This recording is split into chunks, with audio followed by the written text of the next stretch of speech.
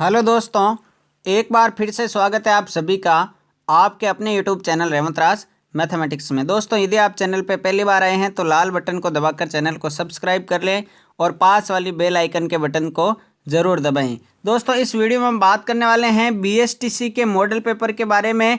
शिक्षण अभिरुचि teaching aptitude के जो 50 प्रश्न आते हैं उनसे संबंधित 20 प्रश्नों का मॉडल पेपर मैं लेके आया हूं। दोस्तों, इससे पहले शिक्षण अभिरुचि का और रीजनिंग के कई सारे टॉपिक मैंने डाले हैं, आप चैनल पे जाके ज़रूर देख लें। आपको प्ले लिस्ट में भी बीएसटी से संबंधित बहुत कुछ मिल जाएगा। चलिए दोस्तों, शुरुआत करते हैं बिना टाइम खराब किए। पहला क्वेश्चन है दोस्तों, 20 प्रश्न हमने उस वीडियो में देख लिए, आज 21वें प्रश्न से मैं चर्चा कर रहा हूँ। पाठ्य पुस्तकों से सहायता मिलती है। आपको बता दूं मैं, इसमें 0, 1, 2, 3 इस प्रकार से अंक मिलते हैं। जो सबसे सटीक आंसर होता है उसको 3 नंबर, उससे कम वाले को 2, उससे कम वाले को 1 और सबसे घटिया आंसर को 0 नंबर। तो पाठ्य पुस्तकों से सहायता मिलती है, इसका सबसे सटीक आंसर देखिए 4 ऑप्शन है। शिक्षण कार्य ठीक से संचालित करने में, परीक्षा पास करने में, गृह कार्य पूरा करने में और समय बिताने में। तो इसका 6 ऑप्शन सही होगा, गृह कार्य पूरा करने में सबसे बेस्ट आंसर है और 3 नंबर आपको मिलेंगे। चलिए आगे बढ़ते हैं। 22वां क्वेश्चन है, विद्यालयों में सामूहिक शिक्षण की व्यवस्था की जाती है क्योंकि शासन अच्छा चाहता है, शिक्षकों को हमेशा इसमें सहायता होती है, हर समाज में शिक्षकों की संख्या प्राय कम होती है, विद्यार्थियों की संख्या कम होती है। तो इसका सबसे सही आंसर है दे, विद्यार्थियों की संख्या सबसे कम होती है। 23वां क्वेश्चन देखें दोस्तों, एक ही विधि से शिक्षण करना विद्यार्थियों के लिए शारीरिक विकास के लिए घातक हो सकता है, सर्वांगीण विकास के लिए बाधक हो सकता है, विषय संबंधी बहुविध जानकारी में बाधक हो सकता है या शिक्षक के प्रति समभाव रह सकता है। तो इसका सही आंसर है आपके विषय संबंधी बहुविध जानकारी में बाधक हो सकता है, यानी अलग अलग शिक्षण विधियों से शिक्षण करवाना चाहिए अध्यापक को। 24वां क्वेश्चन है, हर शाला में प्राचार्य होता है जिससे विद्यालय में छात्रों की उपस्थिति सुनिश्चित की जा सके, विद्यालय में शिक्षकों की उपस्थिति ठीक रहे, विद्यालय का पर्यवेक्षण सुनिश्चित किया जा सके या विद्यालय की समय तालिका निर्धारण में मदद मिले। तो इसका सबसे सही होगा से ऑप्शन, विद्यालय का पर्यवेक्षण सुनिश्चित किया जा सके। 25वां क्वेश्चन है, शाला में कक्षा प्रबंधन का ठीक होना द्योतक है समुदाय में फैली अव्यवस्था का, छात्रों की मानसिक योग्यता का, विद्यालय की अनुचित परिस्थिति का या शिक्षक की अकुशलता का। तो इसमें देखो, विद्यालय का ठीक प्रबंधन नहीं होना, इसमें आएगा शिक्षक की अकुशलता का। आगे बढ़ते हैं। 26वां क्वेश्चन है, शाला में पढ़ाए जाने वाले विषयों में छात्रों की रुचि बढ़ाने के लिए 4 ऑप्शन दिए गए हैं दोस्तों। तो इसका सबसे जो बेस्ट आंसर होगा वो होगा बे, नई व रोचक शिक्षण विधियों का प्रयोग करना चाहिए। आगे बढ़ते हैं दोस्तों। 27वां क्वेश्चन आप देख रहे हैं, शिक्षक तथा विद्यार्थी का परस्पर संबंध प्रभावित नहीं है।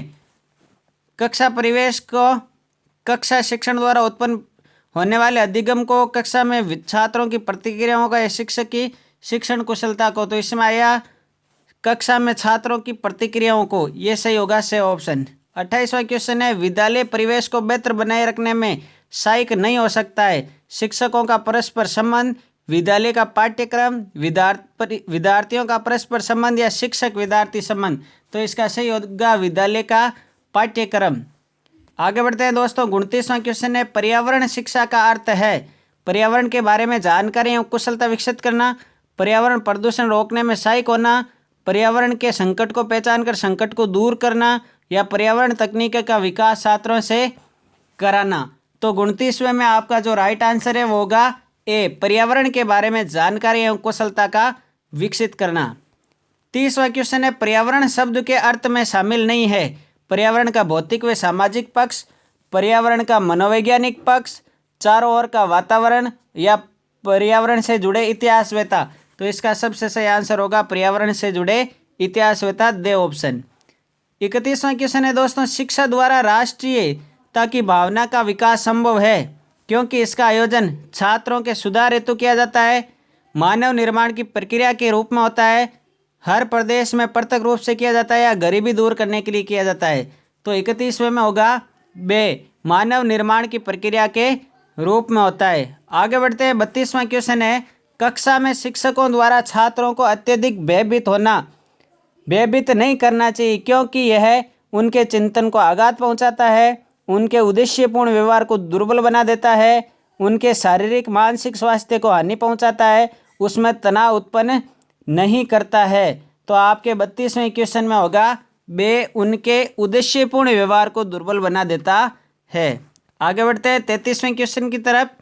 कॉलेज स्तर पर स्पोर्ट्स का उद्देश्य होता है परिपक्व युवाओं के मध्य प्रतिष्ठात्मक भावनाओं का विकास, अंतःशैक्षिक उपलब्धि प्रतिष्ठापद का उन्नयन, सामाजिक खेल कूदों की प्रेरणाएं और व्यक्तिगत खेल कूदों को प्रोत्साहन। तो इसका बे ऑप्शन आपका सही हो जाएगा। 34वां क्वेश्चन है, आजकल स्थायी शिक्षकों की प्रवृत्ति हो गई है दायित्वों को भुलाकर अधिकारों की दुहाई करना, कर्तव्यों के प्रति एक निष्ठा की, छात्रों के सर्वोच्च हित की, निरंतर वेतनमान वृद्धि होने की। तो इसमें होगा से छात्रों के सर्वोच्च हित की। आपको पॉजिटिव रह के इसमें आंसर बताना है टीचिंग एप्टीट्यूड वाले में। शिक्षकों को ऐसे छात्रों की प्रशंसा अवश्य करनी चाहिए जो पढ़ाई के साथ साथ अपने माता पिता के कार्य में भी हाथ बटाते हैं। 35वां क्वेश्चन आप देख रहे हैं, सदैव उनकी प्रशंसा करनी चाहिए। अपने छात्रों में तार्किक शक्तियों के विकास के लिए आप क्या कार्य करना पसंद करेंगे? सभी छात्रों को किसी एक विषय पर विचार प्रस्तुत करने को कहेंगे, छात्रों की सामूहिक परिचर्चा का आयोजन करेंगे, एक दो छात्रों से रिपोर्ट तैयार कराएंगे या छात्रों से परिचर्चा संबंधी निष्कर्ष लिखने को कहेंगे। तो 36वें में आपको होगा बे छात्रों की सामूहिक परिचर्चा का आयोजन करेंगे। 37वां क्वेश्चन है, एक उत्तम शिक्षक की पहचान है शिक्षक जो छात्रों को अभिप्रेरित करता है, शिक्षक जो छात्रों को आज्ञाकारी बनाता है, शिक्षक जो छात्रों में अनुकरण प्रवृत्ति का विकास करे, शिक्षक जो छात्रों में स्वतंत्र चिंतन पैदा करे। तो 37वें का राइट आंसर होगा शिक्षक जो छात्रों में स्वतंत्र चिंतन पैदा करे। 38वां क्वेश्चन है, आधुनिक सिनेमा छात्रों को प्रभावित करता है घर से पलायन में, दिवा सपनों में रत रहने में, रचनात्मक कार्यों को पूरा करने में, अभिनेताओं जैसा दिखने में। तो इसका आंसर होगा दिवा सपनों में रत रहने में। 29वां क्वेश्चन है, यदि आपको किसी शैक्षिक संगोष्ठी में आमंत्रित किया जाता है तो आप क्या करें निर्णय लेंगे? आप वहाँ नहीं जाएंगे, आप पूर्ण तैयारी से भाग लेंगे, आप सभी प्रतिभागियों से मिलेंगे, आप संगोष्ठी में सक्रिय भाग लेंगे। तो इसका आपका आंसर होगा दे पॉजिटिव। मैं कह रहा हूँ पॉजिटिव आपको रहना है, संगोष्ठी में सक्रिय में भाग लेना है। लास्ट और अंतिम प्रश्न आज का है, माता पिता की उपेक्षा का बालक के मन पर गहरा प्रभाव पड़ता है क्योंकि बालक का मन कोमल होता है, बालक स्वभाव से भावुक होता है, बालक में परिपक्वता का अभाव होता है, या बालक माता पिता की उपेक्षा बर्दाश्त नहीं कर सकता। इसमें दोस्तों आपको 4 ऑप्शन दिए गए हैं। 40वें का आप आंसर बताएं जल्दी से कमेंट बॉक्स में लिखें। इसका राइट आंसर होगा बालक माता पिता की उपेक्षा बर्दाश्त नहीं कर सकता है, दे। तो आज हमने इस वीडियो में दोस्तों टीचिंग एप्टीट्यूड के कुल 20 प्रश्न देके आपको अब निरंतर रूप से BSTC से जुड़े रीजनिंग और टीचिंग एप्टीट्यूड के वीडियो मिलते रहेंगे। दोस्तों वीडियो को लाइक और शेयर करें, चैनल को सब्सक्राइब करें। जय हिंद, जय भारत।